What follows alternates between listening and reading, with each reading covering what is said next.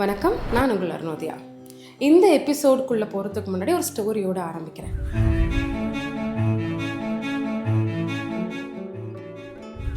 நான் music therapy படிச்சுட்டு இருக்கும் பொழுது எங்களுக்கு ஒரு அசைன்மெண்ட் ஒன்று கொடுத்துருந்தாங்க.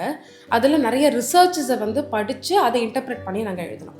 அப்படி நான் படித்த ஒரு research and it is a proven method and I have also applied it for my clients. ஒரு ஆஃப்ரிக்கன் கேம்ப்பு, அந்த ஆஃப்ரிக்கன் கேம்பில் ஒரு சைக்காலஜிஸ்ட் அங்கே இருக்கக்கூடிய சில்ட்ரன் கூட ஒர்க் பண்ணிகிட்ருக்காரு.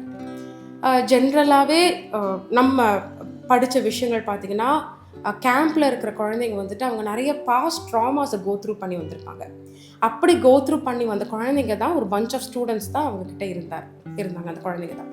ஸோ அந்த குழந்தைங்களில் ஒரு பர்டிகுலர் பையன் மட்டும் யாரு கூடயும் எதுவும் சேர மாட்டான். ஏற்கனவே நான் சொன்ன கொஸ்டினுக்கும் இதை நீங்கள் ஆன்சராக எடுத்துக்கலாம். பட் ஸ்பெசிஃபிக்காக என்னங்கிறத நான் இந்த ஸ்டோரி முடிஞ்சதுக்கப்புறம் சொல்கிறேன். யார் கூட சேரவும் மாட்டான், எந்த ஒரு விஷயம் பண்ணவும் மாட்டான்.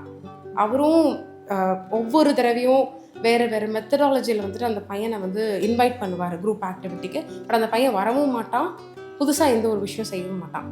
ஸோ கொஸ்டின் என்ன அப்படின்னா, ஏன் என்னோட குழந்தை புதுசாக ஒரு விஷயத்தை செய்யறதுக்கு பயப்படுறாங்க? why are they scared, why do they fear? இதுதான் சரிங்களா. ஸோ அப்படி இருக்கையில் இந்த சைக்காலஜிஸ்ட் எடுத்த ஒரு மெத்தட் என்ன அப்படின்னா, சரி ஏன் இழுப்புக்கு தான் அந்த குழந்தை வரணும்னு கிடையாது, அந்த குழந்தைக்கு எது நல்லா வரும் அதை நம்ம ஃபோக்கஸ் பண்ணுவோம்னு சொல்லிட்டு அந்த குழந்தை நல்லா கிட்டார் ப்ளே பண்ணுவாங்க. ஸோ இவர் என்ன பண்ணார், எவ்ரி டே இந்த session started, group activity start ஆகிறதுக்கு முன்னாடி அந்த குழந்தைய ஒரு பாட்டு பாட சொன்னார். And he also made the kid play கிட்டாரும் வாசிங்க. ஸோ இந்த குழந்தை கண்டினியூஸாக ஒரு 5-6 டேஸ் இதை பண்ணுச்சு. ஒவ்வொரு பீரியட் ஆஃப் ஒரு வாரம்னு வச்சுக்கோங்களேன். ஸோ இது பண்ணும்பொழுது என்ன ஆச்சு அப்படின்னா, இன்டைரக்டாக ஒரு அப்ரோச் இந்த குழந்தையோடைய இந்த பாட்டுக்கும் இந்த மியூசிக்கும் அட்ராக்ட் ஆகி ஃபேன் ஃபாலோவர்ஸ் வர ஆரம்பித்தாங்க. யார் அவனோட குரூப்லேயே யார் அவன்கிட்ட எந்த செட் ஆஃப் கிட்ஸ் அவன்கிட்ட பேசாமல் இருந்தாங்களோ அந்த குழந்தைங்களே, சூப்பராக வாசிக்கிறடா, இவ்வளோ நல்லா பாடுற, ஏன் இத்தனை நாள் நீ இதெல்லாம் பண்ணவே இல்லை, சார் இவன் எப்படி வாசிக்கிறான் பாருங்களேன். ஸோ ஒரு பாட்டுங்கிறது ஒரு செஷனில் 2-3 பாட்டாக ஆக ஆரம்பிச்சது. சம்டைம்ஸ் ஹோல் செஷனே அந்த குழந்தை தான் he took through it. அவன் மட்டும்தான் என்டர்டெயின் பண்ணிட்டு இருந்தான். இதுதாங்க ரொம்ப பியூட்டிஃபுல்லான அப்ரோச் இல்லையா? ஃபின்னி சொன்னது போல் அவரோட ஒன் ஆஃப் த எபிசோடில் மென்ஷன் பண்ணியிருந்தார், யோசிச்சுட்டே இருக்க வேண்டாம், டக்குன்னு செஞ்சுருங்க, கண்டிப்பாக முடிவு நல்லாயிருக்கும் அப்படின்னு. ஸோ அதை பேஸாக வச்சு தான் நானே இந்த எபிசோட்ஸை ரீஸ்டார்ட் பண்ணியிருக்கேன்.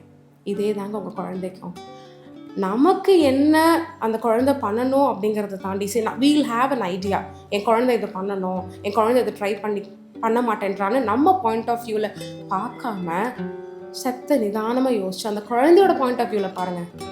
அந்த குழந்தைக்குன்னு நல்லா வர ஒரு விஷயம் இருக்கும் இல்லையா, அதை அனலைஸ் பண்ணி அதை செய்ய வைங்க. ஸோ அந்த குழந்தை பாருங்கள், இப்போ பாருங்கள், புதுசாக ஒரு விஷயம் பண்ண ஆரம்பிச்சிட்டான், இது நாள் வரைக்கும் அந்த குழந்தை பண்ணலை, அவனுக்கு இது வரும் தெரிஞ்சு நீங்கள் பண்ண சொல்லும்பொழுது ஹீஸ் ட்ரைங் நியூ திங்ஸ். ஒரே ஒரு வித்தியாசம் உங்கள் பாயிண்ட் ஆஃப் வியூவில் கிடையாது, அந்த குழந்தையோட பாயிண்ட் ஆஃப் வியூவில்.